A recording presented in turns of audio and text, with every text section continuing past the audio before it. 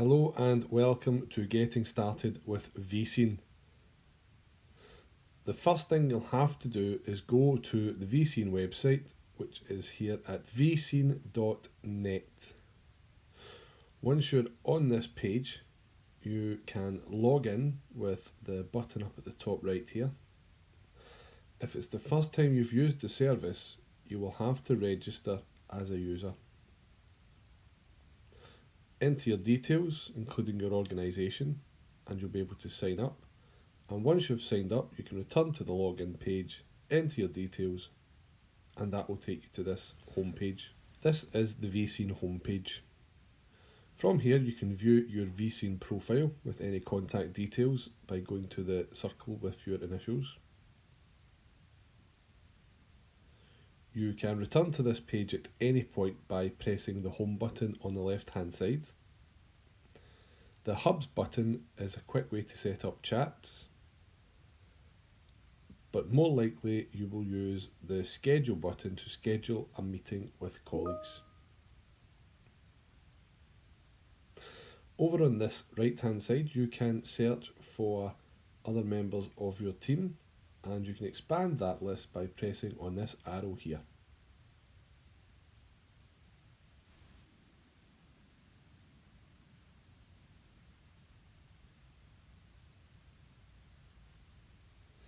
You can schedule a meeting by selecting schedule on the left hand side. You will need to name your meeting.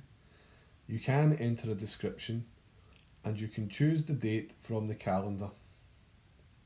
You can also set a start and finish time and whether or not you would like the meeting to be repeated.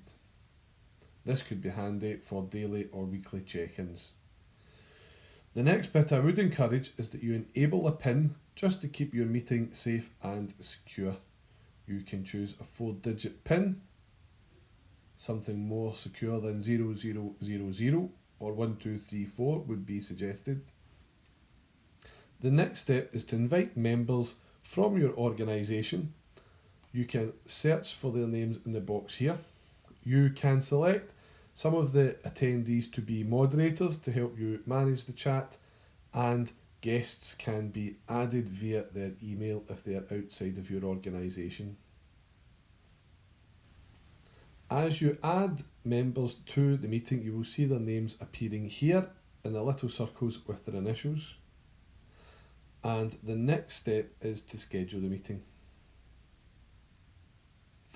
Now that the meeting has been successfully scheduled, you will want to return to the home page with the button on the left hand side.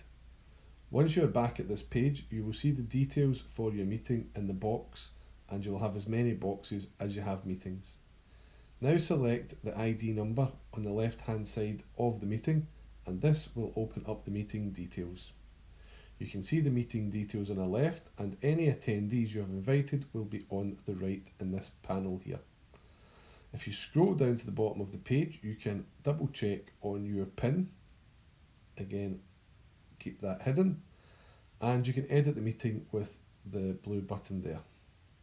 If you scroll further down the page, you will see all of the call details with means to join the meeting either through the app, phone, web, vRoom, Skype for Business, and some other options in there. You can copy and paste these details and email them to attendees, but anyone invited to the meeting will receive these via email. To join a meeting, simply enter the details as you find them in the email or copy the browser link that you were sent.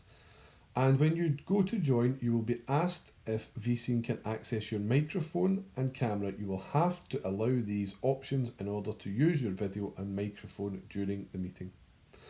This new version available pop-up keeps appearing when I use the site. I am just currently clicking to reload later, and it causes no problems with the site.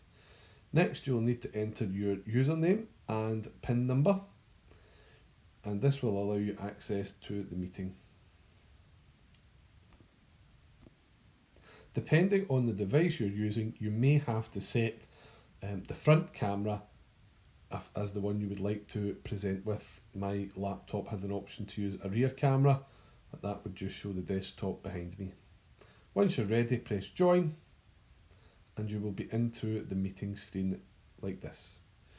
You can see for this demonstration I'm currently using the back camera, so that's just a picture of my desktop there on the main screen, and up here is a self view where I can see what I look like to others in the meeting.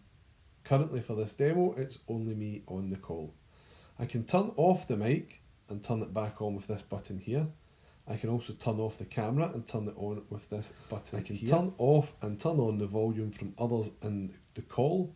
There is also a self-view button where I can turn off the little appearance of myself in the top corner. I can end the call at any point with this button. I can also use the share button to share my screen, but this will depend on the device you're using to present with. There is also a whiteboard where you can draw diagrams or write messages for others in the meeting. And there is also an option over on the right hand side here for layout, and you can change the way that other viewers appear, whether you've got 1, 2, 3, 4 on the screen. And over on the right hand side there is an option for chat. If you click on that, this menu will expand and you can type in messages by text for others in the meeting. This could be useful for taking your turn to speak, so that everyone knows when it's their turn to input to the meeting. It might be worth considering turning off your mic when it's not your turn to speak in a call, and if you're experiencing issues with bandwidth and the call quality is not as good as you would like it to be, you may want to consider turning off cameras so that it is just a voice call, as this can help with the quality of the call, especially if the service is very busy. So you can do that with the camera button here.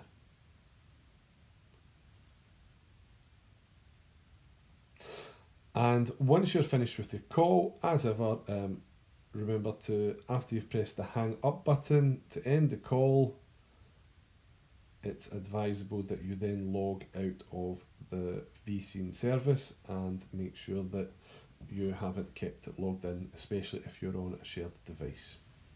The last little pointer is this option for hubs on the left hand side, and you can see if you press that you can create a new hub. You can title it, choose the layout option from Legacy or Class View, and you can add in a hub at the touch of a button. And to share this hub with others, all you have to do is copy that link, and that could be text messaged, emailed, however you'd like to share that with anyone.